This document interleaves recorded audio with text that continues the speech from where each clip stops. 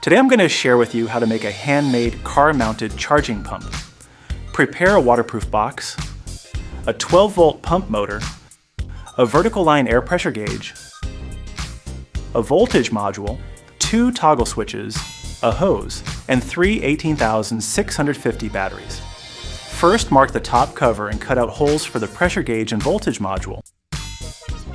Then cut 2 rectangular holes for the toggle switches. Find a suitable position and cut holes for the cooling fans on both sides of the box. Install the pump motor with a fixed mounting hole.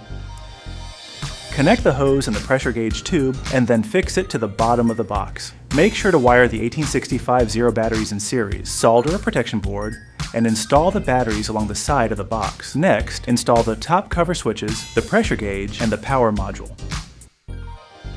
Then start soldering the circuits for the pressure gauge and switches.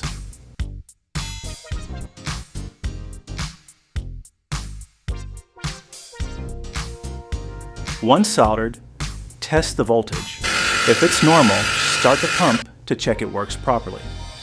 Install the cooling fan in the designated position. This is a charging module.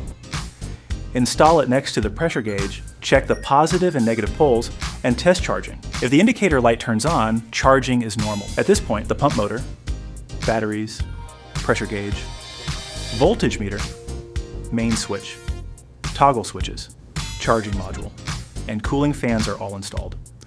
Now you can install the top cover.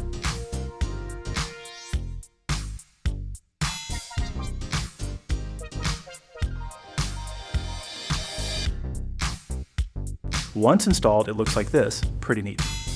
Test it once more.